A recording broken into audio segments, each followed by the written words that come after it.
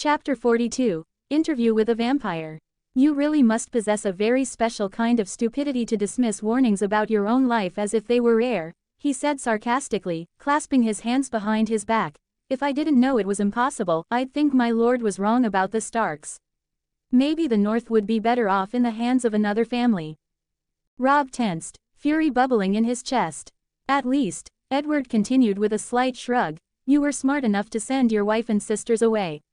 Some common sense remains in you. Walder Frey swallowed hard before mustering the courage to ask. Who the hell are you? Edward smiled elegantly and bowed with mocking grace, without taking his eyes off Robb. Edward Dracul, my lord. A humble servant of Vlad Dracul Targaryen. The name sparked a murmur of unease among the Frey and Bolton soldiers. Roose, who until then had maintained a mask of composure, furrowed his brow slightly. Why would the Impaler care about the Starks' well-being? He asked coldly. How did he learn of our plans? Edward gave him a lazy smile. I am not obliged to tell you anything, Lord Bolton. I'm only here to get Robb Stark out alive. Nothing more. The young king clenched his fists and stepped forward. What do you mean, only me? You have to save my mother. Edward vanished before their eyes. It was a blink, a flash of emptiness, and when he reappeared, he was comfortably seated at a nearby table, holding a wine goblet still clutched in the dead fingers of a Stark soldier. I don't have to do anything, he replied calmly, swirling the cup slowly. My lord only tasked me with protecting you, Robb Stark. Robb felt his blood boil in his veins. But you saved my sisters. Edward raised an eyebrow, as if it were irrelevant. Because they were in the hands of the Lannisters. Had they been prisoners of any other house, my lord wouldn't have bothered. The indifference in his tone was the last straw for Roose Bolton. Enough of this useless talk, he growled, pressing the dagger harder against Catelyn's throat. Let us go or I'll kill you both. You're just one man and we are 10. Edward blinked in surprise. 10, he repeated with a note of disbelief. It's just you and Walder Frey. Roose felt a chill crawl down his spine. With a sharp movement, he tapped the shoulder of one of his men. The body collapsed instantly, head tilting at an impossible angle. A second later, as if bound by an invisible thread, the rest of the Frey and Bolton soldiers dropped like puppets with cut strings, their heads rolling across the stone floor. The air grew thick, laden with inescapable menace. Roose, fighting back his fury and growing panic, pressed the dagger deeper into Catelyn's skin. If you're going to kill me, I'll take her with me. Edward looked at him without a shred of emotion. Go ahead, he said simply. It won't change a thing. Walder Frey, frozen in horror, screamed. What the hell does the savage husband of that dragon whore want with this? Edward fell silent. The entire hall seemed to hold its breath. It wasn't the comment about Vlad. It was that last phrase that froze Edward's face into something cruel and ugly. That sentence just cost you your life, and the lives of everyone in the twins, he whispered with icy calm. Edward wasn't acting alone. He was transmitting everything to Vlad through their mental link. Vlad had been uncertain whether to spare the Freys, but that insult to Daenerys tipped the scales. He now wanted their bloodline to end tonight. Robb fell to his knees, desperate. Please, my mother. Edward didn't look at him. Roose tried one last desperate act. I'm a noble. You can't kill me. I can offer you land, gold, titles. Edward scoffed. I'm not interested. I have orders. The blade of Roose's dagger slid mercilessly across Catelyn's throat, and moments later, his own head fell too. Catelyn's last cry turned into a choking gurgle. Her body collapsed, and Robb caught her in his arms, his wail of grief echoing through the great hall. Edward approached Walder Frey with a look of utter contempt and, in one clean, precise motion, drove his dagger into the old man's kidneys. Walder crumpled, convulsing as he died in spasms of agony. Robb was still sobbing over his mother's body when Edward knelt beside him and whispered. Sleep. The weight of compulsion fell upon him. Robb tried to resist, but his body wouldn't obey. His eyelids dropped. Edward caught him before he hit the ground, lifted him with impossible ease, and walked out of the twins, leaving behind that distasteful excuse for a wedding. News of the Red Wedding spread swiftly across Westeros. The mere fact that Walder Frey had violated the guest rite was scandal enough to send the tale racing like wildfire, but when it became known that Robb Stark had survived the ambush that claimed the lives of all his bannermen present, and his mother, the North roared in fury. They obviously couldn't afford another war, but they didn't need to. It's said that the day after the massacre, when Robb Stark sent men to assault the twins, they found the gates open. There was no resistance. They say every Frey, man or woman, was found impaled, their faces twisted in horror. At first, the other houses thought they were just tales, exaggerated by the common folk, but when witnesses arrived and confirmed the massacre, fear spread like fire in a dry forest. Everyone knew the Frey bloodline had been wiped out in a single night. And everyone knew who was responsible. Because no one else in the world impaled their enemies. Vlad Dracul Targaryen, the Red Stallion, the Great Call of the East, the dragon's father. But above all, the Impaler. If we reach 200 power stones, there will be an extra chapter. Closing parenthesis. The _Jagger_ creator's thoughts. 20 comments 0 vote. Chapter 43. The Bastard of the Titan. While Westeros burned with rumors and fear, Vlad was content to enjoy a cup of wine, seated on his improvised throne outside Yunkai, with 8,000 unsullied, 5,000 free men, and 2 horse-sized dragons laying siege to the city. Before him, a delegation of mercenaries approached. Yunkai's ruling caste had met with him days earlier, offering him wealth and gold in exchange for lifting the siege, but Vlad had been clear, if they freed all the slaves, he would leave without shedding a drop of blood. Of course, he had conveniently omitted the part where his progeny, already embedded within one of Yunkai's most influential factions, would seize control and implement new policies. That wasn't something his interlocutors needed to know. Yunkai had warned him they would hire mercenaries, and they had. The city signed a contract with the Second Sons to reinforce their defenses, but Vlad hoped to reach a reasonable agreement with the Sellsword Company. The 3 commanders of the Second Sons entered Vlad's tent with the confidence of seasoned warriors, but upon seeing the man waiting inside, their demeanor shifted to one of caution. It wasn't just his stature or the muscles that betrayed a life of combat, it was the calm with which he watched them, as if he already knew the outcome of any confrontation before it began. Beside him, 2 dragons rested with half-lidded eyes, their tails lazily curled around plush cushions.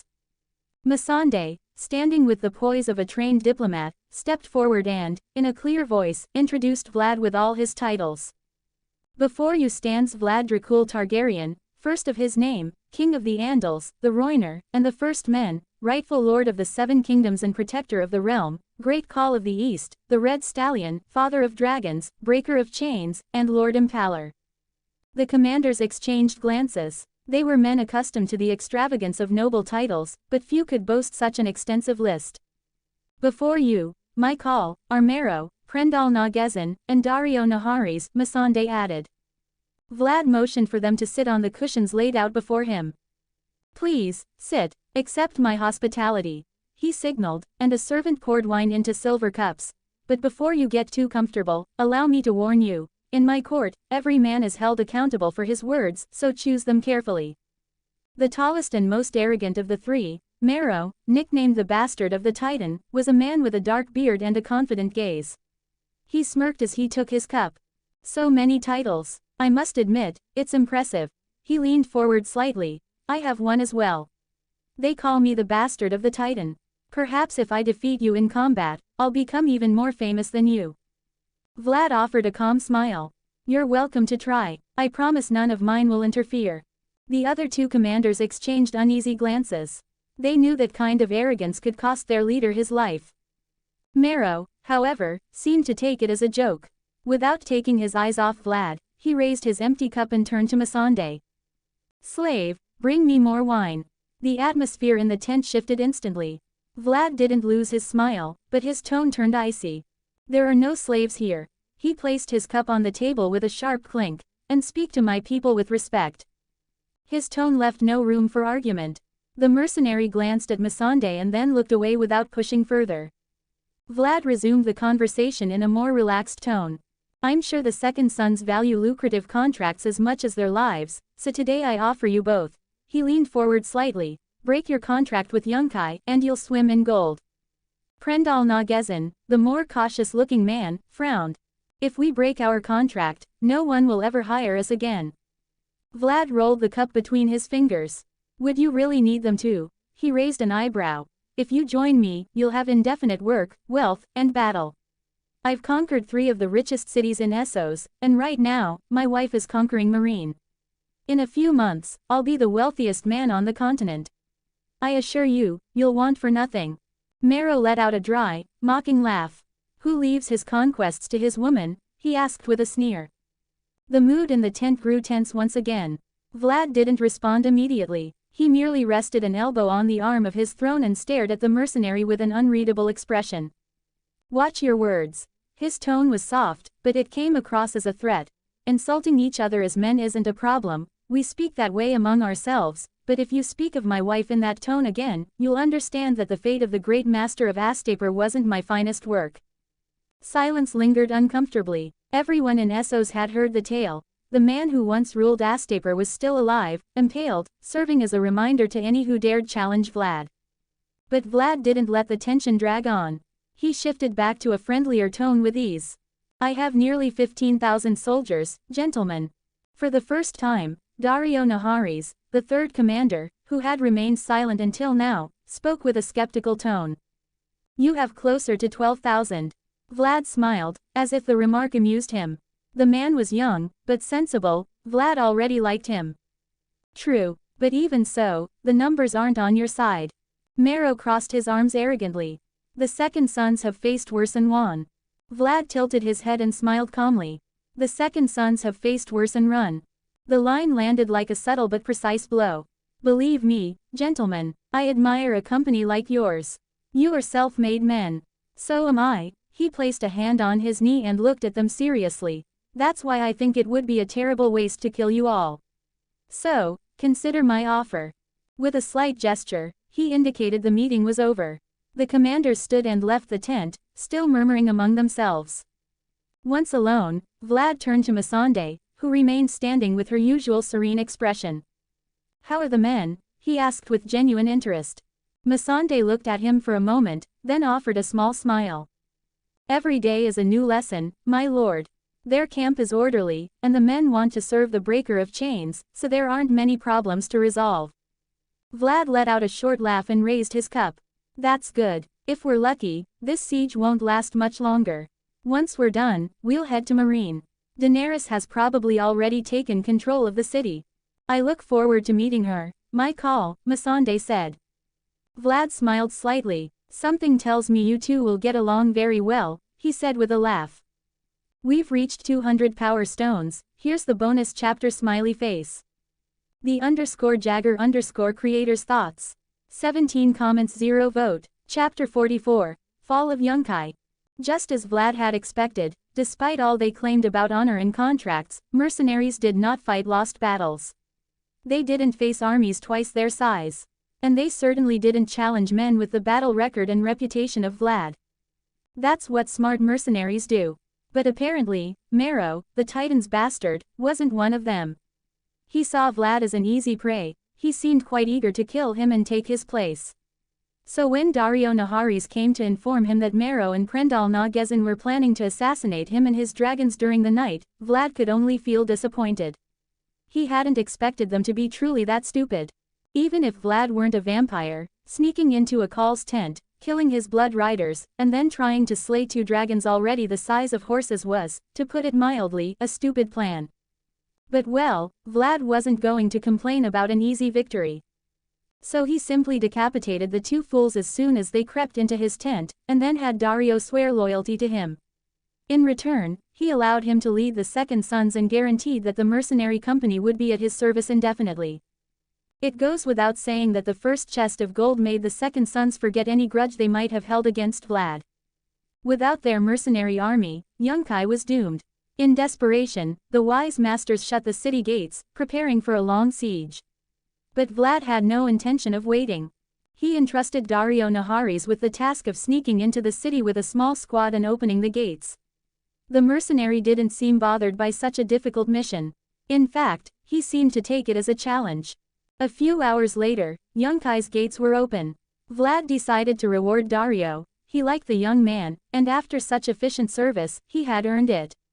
With the path clear, his army, 5 times the size of Yunkai's forces, entered without opposition. The slave soldiers surrendered without a fight. The wise masters weren't so lucky. Vlad ordered the execution of all of them, except his own progeny, who were left in charge of the city under new rules. He made them swear that slavery would be abolished and that any man wishing to leave would be given food and clothing for the journey. Many of the newly freed men chose to follow him. It was a shame Vlad didn't have the same reputation as Daenerys. They didn't call him father, they simply chose to follow the breaker of chains on his march to Meereen.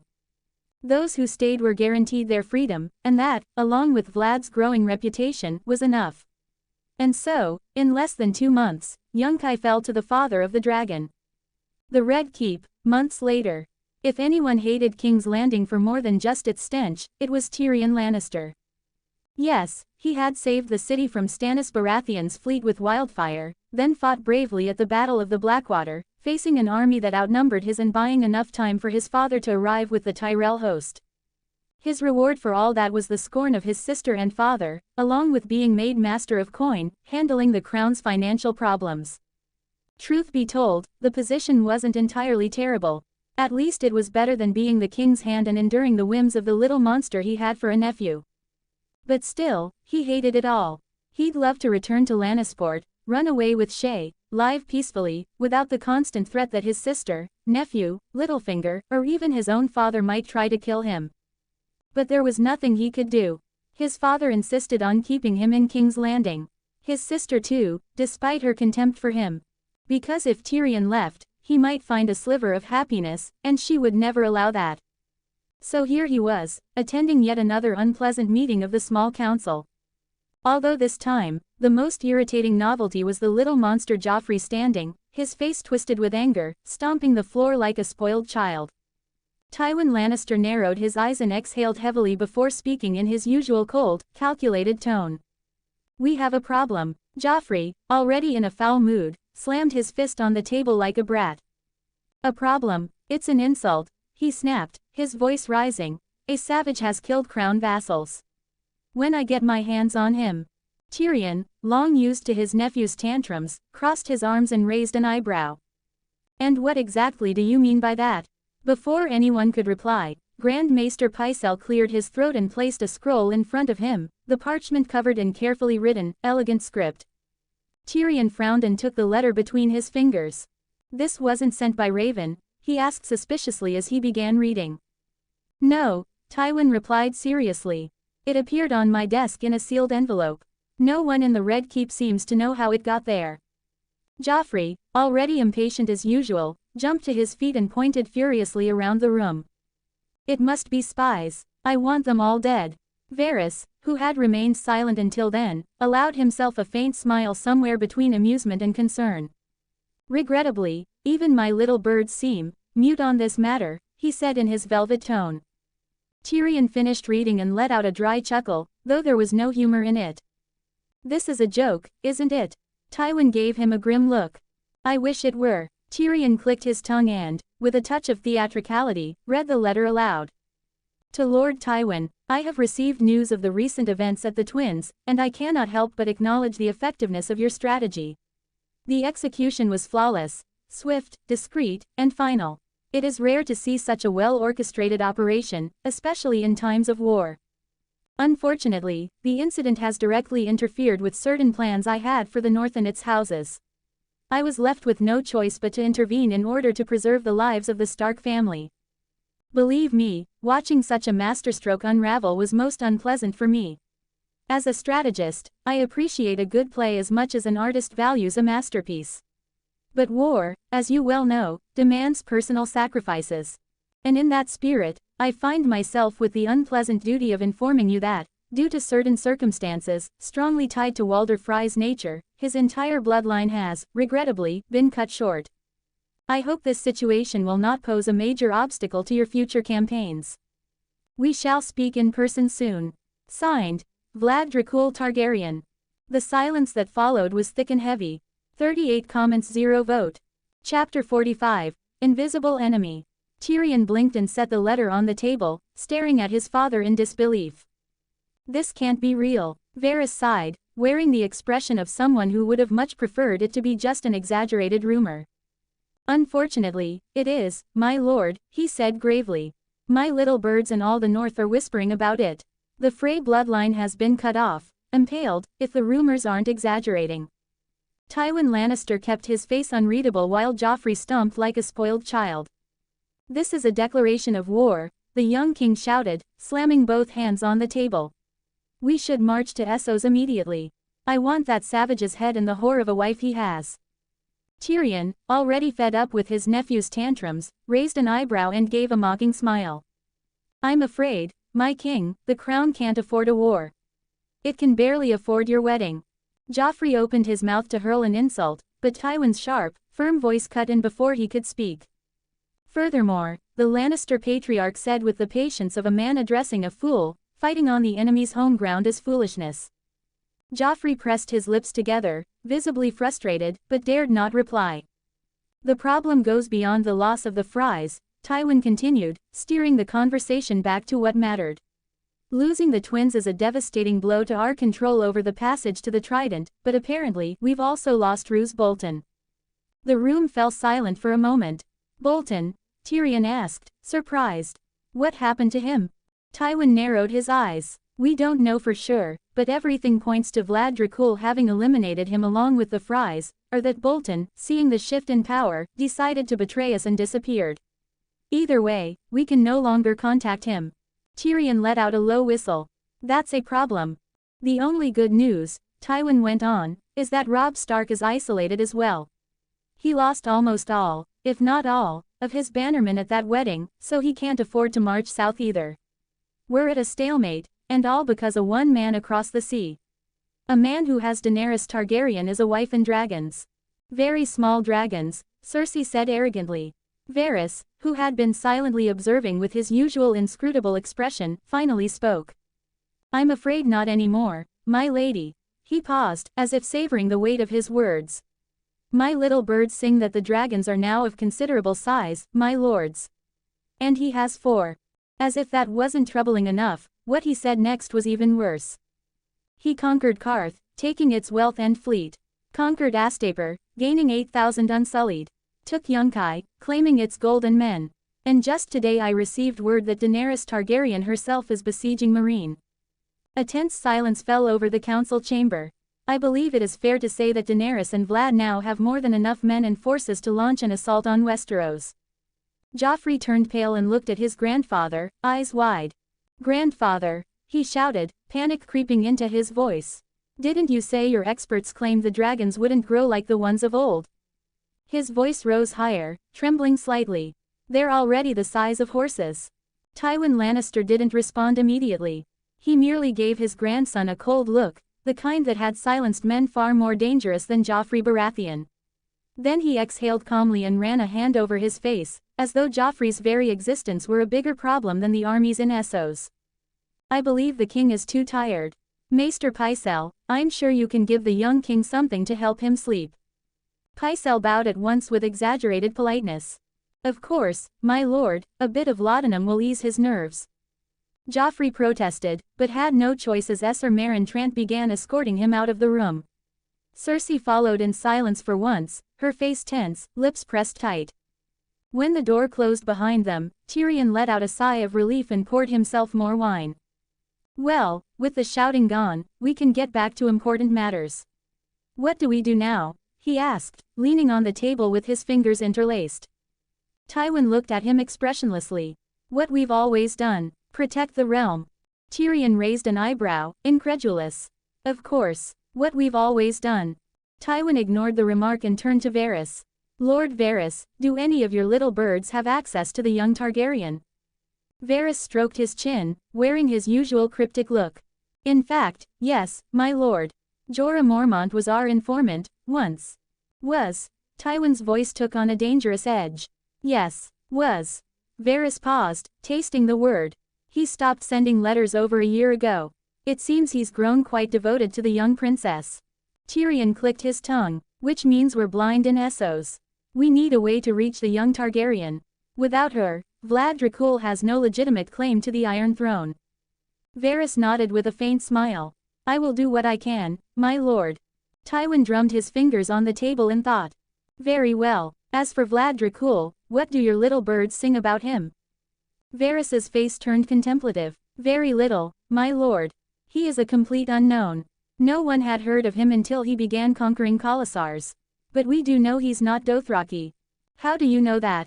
Tyrion asked, intrigued. He has blonde hair and a strong build. And he appears educated. A Blackfire? Tywin interrupted. Varys gave a slight bow. It's possible, my lord. That would explain how he commands dragons. Tyrion poured another cup of wine and smiled cynically. Maybe, but it doesn't matter whether he's a Blackfire, a bastard Targaryen, or just a lucky wanderer. With the young Targaryen giving him legitimacy, he could claim to be descended from Rhaegar himself and people would believe it. Varys shivered. Tyrion was treading dangerously close to one of his most perilous schemes. His lineage isn't the issue, Tyrion continued, his tone biting. The problem is how to stop the man who impales his enemies from decorating the walls of King's Landing with our heads. The council went quiet for a moment. We now need the support of the Reach and Dorne. Tywin placed both hands on the table. It's imperative that the last known allies of House Targaryen stand with us. The Reach is already secured through our dearly beloved king's wedding, Tyrion said dryly. That only leaves Dorne. Exactly. Myrcella is already in Dorne. She is the appropriate candidate. Tyrion smirked. Cersei's not going to like that. Tywin looked at him harshly. I don't care for her tantrums. They used to be annoying, now they're a luxury we can't afford. Tyrion raised his cup with mock enthusiasm. I'm sure she'll see it that way. I'm sure she'll be reasonable. His tone dripped with sarcasm. Tywin clenched his jaw in fury. He never quite got used to his son's insolence. This meeting is adjourned. His voice was as cold as steel. One by one, the council members rose and left the Hand's chamber, leaving Tywin alone. His mind churned, seeking a way to preserve his family's power, and stop the Iron Throne from once again falling into dragon hands. If we reach 250 stones there will be an extra chapter. 3. The _Jagger_ creator's thoughts. 27 comments 0 vote. Chapter 46. Queen of Meereen. Meereen, 4 months later.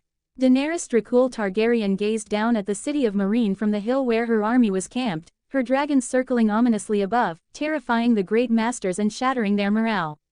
The Great Pyramid rose defiantly on the horizon, crowned by the Golden Harpy, a solid gold statue that surely had cost more than one life to erect.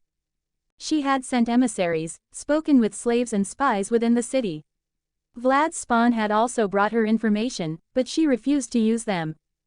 This conquest had to be hers. If she could not take a city with a superior army and dragons, without relying on the supernatural gifts of her husband, how could she ever call herself a conqueror? She knew Meereen would not fall as easily as Yunkai or Astaper. Here, the slaver elite was prouder, crueler, and they would not make the mistake of facing her army directly. They would shut themselves behind their walls, hoping hunger and time would do the work. But Daenerys had no intention of beginning a long siege. She had to present a free city when her husband arrived. Her army of freedmen, composed entirely of former slaves, had discovered the sewers through which many had once escaped in search of freedom. They infiltrated the city and spoke with the other slaves. In Meereen, for every master, there were 3 slaves. Every man yearned for freedom. Daenerys had only to place weapons in their hands. They would do the rest. She didn't need to conquer Meereen with armies, she could take it with her people. That night, a great black banner bearing the 3-headed dragon of House Targaryen flew from one of the highest towers, placed there by slave hands. In response, in every district of the city, the slaves rose. From the workshops, the palace kitchens, the gladiator training yards, each with a sword in hand, a gift from the mother of dragons. The great masters awoke with blades buried in their chests. As the fire of revolt consumed the city, Daenerys gave the order for her soldiers to advance. Her armies marched with lethal precision through the streets. Esser Barristan and Jorah Mormont led the charge at the front, cutting off defenders attempting to regroup. Daenerys still harbored mixed feelings toward Jorah. Ever since Vlad had forced him to confess his betrayal, she had felt resentful, used. But she had to be wise. A queen could not allow herself to be ruled by emotions so easily. Though she had not forgiven him, she kept him close. He no longer advised her personally, but she would be a fool to reject the counsel of seasoned men. She was not like Vlad, she could not destroy an army on her own. Not yet. The dragons, Balerion and Vladion, now the size of oxen, descended upon the plazas, unleashing torrents of flame that reduced the masters' banners to ash. The free citizens watched in awe and terror at the woman who commanded winged monsters. Within hours, Meereen's resistance collapsed. The masters who were not slain by their own slaves were dragged to the Great Pyramid, where Daenerys had already taken her seat on the city's throne. One by one, they were brought before her. Some begged, others cursed her, but none escaped punishment. When the sun rose over Meereen, the corpses of the great masters hung from crosses along the great river road, just as they had once done to the slave children to warn her not to come. Now, it was their turn to serve as a warning. Meereen was no longer a city of masters. Meereen was free. Meereen was hers. 60 days passed. Anyone would expect ruling Meereen to be a challenge, but for her, it wasn't. Largely, that was thanks to Vlad's spawn. As soon as the great masters fell, the council he had arranged took over, managing the city's affairs with remarkable efficiency. Daenerys felt pleased that everything was going so smoothly, but at the same time, a pang of uncertainty crossed her mind when she wondered what might have happened had Vlad not infiltrated his agents into the cities. Would it have been a disaster? She nearly sighed at the thought. The love of her life was a man who planned ahead. There was nothing to do but feel grateful, for even from afar, she could feel his presence in every gesture. Meereen was a vast city, and nearly the entire Unsullied host patrolled its streets to maintain order. There had been disturbances and murders, but everything remained manageable. Now, seated on the throne of Meereen, an uncomfortable and cold seat, she understood why Vlad complained so often about the repugnant iron monstrosity that was the Iron Throne in King's Landing and why he insisted on melting it down to forge 2 proper thrones. A smile curved her lips. Two thrones, for him and for her. Esser Barristan stood beside her, straight as an arrow, as the 20th man of the day stepped into the hall to request an audience. He stepped forward, posture firm and imposing, and raised his voice with solemnity. Before you stands Daenerys Dracul Targaryen, first of her name, rightful queen of the 7 kingdoms, the Stormborn, Khaleesi of the Great Grass Sea, the Unburnt, Mother of Dragons, Breaker of Chains, and Queen of Meereen. Her titles echoed through the vast throne room, and all present bowed their heads in respect, or fear. Before her, a distinguished-looking man advanced with calculated steps. His silk robe shimmered with Meereen's golds and ochres, his beard perfectly trimmed, and his face bore the calm of a man who measured every word. But it was not he who spoke, but his companion, a former slave who had chosen to remain in his service. Before Her Majesty stands Hisdar zo Loraq, the man bowed solemnly. Daenerys nearly rolled her eyes. The great masters and, indeed, all of Meereen's nobility clung to the mannerisms of kings. Naturally, it was the arrogance of those who had lived like royalty for centuries. I'm certain Hisdar zo Loraq can speak to me himself, she replied with a smile that did not reach her eyes. The man looked momentarily surprised, but quickly composed himself and stepped aside for his master. Your Majesty, I am Hisdar zo Loraq, son of Resnik zo Loraq, and I come to make a plea on behalf of my family. Daenerys regarded his face with indifference. She had heard that name before, among the list of great masters who had been executed. 25 comments 0 vote. Chapter 47, Management. Speak, she ordered firmly. Hisdar bowed his head. My father was not a cruel man, my queen. Yes, he was a master, but not a monster. He never abused his slaves or punished them without cause. His only purpose in life was to preserve the greatness of Meereen.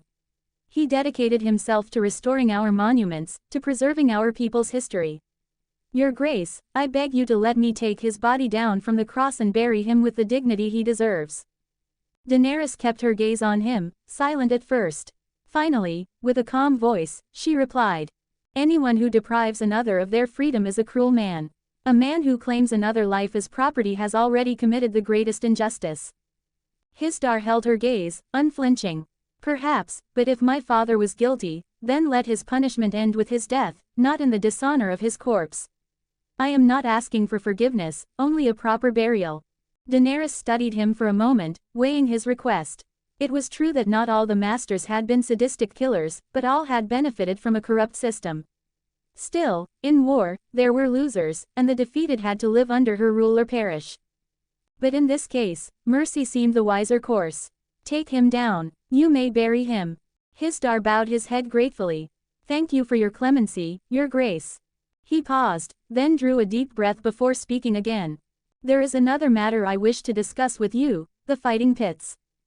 Daenerys frowned. The pits? Yes, your grace. They are a long-standing tradition in Meereen. They are not merely spectacles of blood, they are history, culture. The people need them. They attract travelers, merchants, even blacksmiths and combat trainers. In times of change and chaos, it is the only entertainment that can bring them joy and stability. Daenerys pressed her lips together. She knew well what the pits meant. They were not just combats, but a brutal legacy of Meereen's slave society. Yet, she also understood something deeper. People craved blood. They delighted in violence, in war, in the death of others. Even Vlad had accepted this truth. That was why she had already considered reopening them, after implementing reforms to ensure that every fighter was a free man. I consider it barbaric, she replied at last. But I know the people need something to distract them. The pits will open in 20 days. I might even consider bringing my dragons. It would surely be a sight to behold. She smiled as she saw the nobleman pale. It would be a spectacle, and a warning. Besides, though her dragons were obedient and protective, she could feel how much they preferred to fly free and hunt in the open rather than be fed. What mother wouldn't wish for her children's happiness? Hisdar's eyes lit up. Your grace, your generosity knows no bounds. I thank you from the bottom of my heart. Daenerys looked at him coldly. A queen hears the pleas of her people, whether she likes them or not. Hisdar said no more. He simply bowed. Daenerys leaned back slightly in the uncomfortable throne of Meereen, letting her thoughts drift for a moment, when Ser Barristan cleared his throat discreetly. Your grace. Daenerys noticed the urgency in his tone. What is it, Ser Barristan? The seasoned knight kept his eyes on her. A fleet bearing your banner is approaching the coast. The hall fell silent. Daenerys felt her heart quicken. She knew who it was. Prepare to receive my husband. The port of Meereen bustled with activity as the fleet docked, the sails waving Daenerys's emblem. Among the warships and transports stood the 8,000 Unsullied, formed in their unwavering discipline. On the deck, Missandei watched Vlad with a mix of surprise and fascination. It was the first time she had seen him so visibly excited. The warrior, standing at the prow of the flagship, stared fixedly at Daenerys waiting on the dock.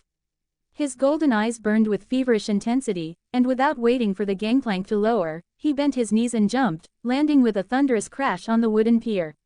Without hesitation, he rushed toward his wife. Daenerys barely had time to react before Vlad lifted her off the ground, spinning her in his arms. After a long, meaningful kiss, her bright laughter mingled with the clamor of the port as she wrapped her arms around his neck, feeling the complete safety of his embrace. You're finally here. You made me wait too long, she whispered, pressing her forehead to his. Vlad looked at her with devotion, his deep voice full of warmth. I'm finally home, my love. Ser Barristan took a step back as the towering figure of blonde-haired muscle moved forward like a storm. The difference in size was absurd. Daenerys, petite and silver, Vlad, a titan nearing 2 meters, with shoulders like a bear. But when he held her, it was with the tenderness of a man cradling his most precious treasure. Still holding Vlad's hand, Daenerys turned to him with a smile and introduced Ser Barristan. Vlad inclined his head respectfully. Your reputation precedes you, Ser. An honor. Barristan, a faint smile on his lips, returned the courtesy. And yours, eclipses even the rumors, my lord. Before they could continue, Missandei and Grey Worm stepped off the ship. Vlad introduced them calmly. This is Missandei, and this is Grey Worm, commander of the Unsullied. Daenerys nodded in acknowledgement, but any further words were cut off as a deafening roar filled the air. Extra chapter courtesy of reaching the goal of 250 power stones. For another chapter, we'll need to reach 500 power stones. 3. The _Jagger_ creators thoughts. 23 comments 0 vote. Chapter 48. The Magic. Dracul and Rhaegal dove from the heights like arrows, landing before Daenerys with jolts that made the dock's timbers tremble. They crawled toward her like house cats, rubbing their smoky snouts against her palms. She laughed, scratching Dracul's ridges. Look how big you've gotten. But Balerion and Vladion were not so gentle. The remaining 2 dragons crashed into Vlad like living catapults, knocking him onto the sand amid growls and tail slaps. He roared with joy as the beasts, the size of oxen, covered him with playful bites and headbutts. Down, Vladian, don't bite the cloak. Daenerys brought a hand to her mouth to stifle her laughter. The scene was surreal, creatures that made entire armies tremble, frolicking like puppies. Even the Unsullied broke formation to watch. When the commotion finally subsided, Vlad looked at Daenerys with determination. It's time, my love. Time to prepare. Daenerys opened her eyes in surprise. Vlad had told her that once everything was settled in Essos, they would finally make their transition, and once nothing could harm her, they would march to Westeros to reclaim what was rightfully hers, what was rightfully theirs. Vlad's arrival in Meereen was quite an event. Citizens from all over the city crowded to see the man who had forged a legend. While many feared the Impaler, his renown as the breaker of chains made the people of Essos less negatively predisposed toward him. Of course, that only applied to his subjects. The other cities of Essos wondered when, or if, the Impaler would pay them a visit. But Vlad wasn't interested. He had done enough in Essos. The slaver cities had fallen, and gradually, his progeny would take control of the others. His infiltrator in the Iron Bank was already serving his interests, helping to deny a loan to Stannis Baratheon. Tributes from Qarth had arrived. 5 million golden dragons, enough gold for a year of war, even squandering resources. The other cities maintained their stability. Yunkai rehired most of the former slaves. His progeny had spread the word that they were seeking workers, and with Vlad's reputation, who would defy the father of dragons? Knowing they were protected, the slaves returned, were paid a fair wage, and were free to leave. The irony was that it cost employers less than maintaining a slave on their own. Astaper remained standing thanks to the conclave, which focused its activity on the spice trade with Qarth, serving as a bridge and intermediary. The city was attacked by an aspiring emperor, but he was repelled by several hired mercenary companies. Although Vlad took much of its wealth, Astaper retained more than enough to be self-sufficient. Meereen, for its part, remained as active as ever. When the former masters saw that hiring a man was cheaper than enslaving him, they were less resistant to change. And yet, problems persisted. The sons of the Harpy attempted to attack, but Daenerys dealt with them swiftly, allowing Vlad to enjoy a rare respite. During the following months, Vlad focused on training his pyromancy and preparing the bonding ritual for Daenerys.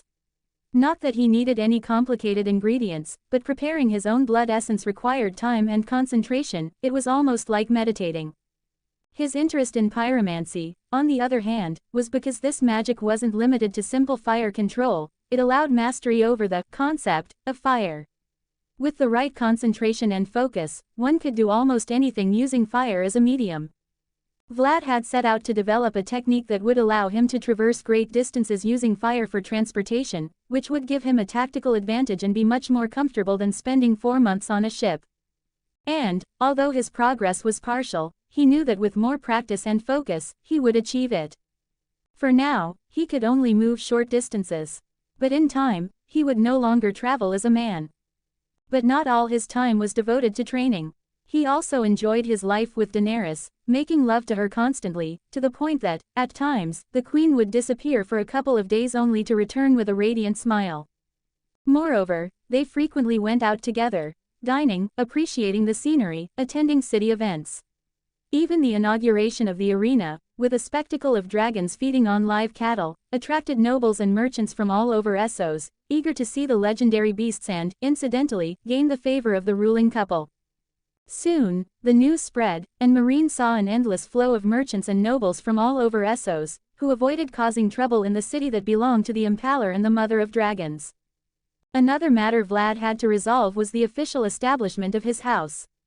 Beyond being one of his missions, it was a matter of convenience. House Dracul existed only in name. It needed a sigil, a motto, and banners. Consulting with heraldists, he designed a sigil that captured his essence, a fierce dragon, with a sun pierced by a sword, and a strong and memorable motto, Eternal Blood. Weeks passed. Vlad was taking a break after channeling his blood essence for hours. Only a couple of days remained to finish, and he already felt the effects. He felt tremendously weak. Not at human levels, of course, but when you're used to having the strength of a dragon, anything less is noticeable from miles away. Now he was in his chambers, looking at a map of Westeros spread out on his table, Analyzing the situation based on what he remembered from the original story and what he knew through his progeny, who spied throughout the continent. He smiled as he crossed House Frey off the map. Few things could give more satisfaction to anyone than destroying a man like Walder Frey. The north was secured. According to Edward, Robb Stark had reunified the remnants of his army and marched to Winterfell to reclaim his home. He had also marched to the Dreadfort to destroy it, but apparently, Roos's son, Ramsay Bolton, managed to convince the king in the north that the betrayal had been his father's doing, so he kept his head. Upon learning this, Vlad thought it was clear that Robb Stark was as naive as his late father.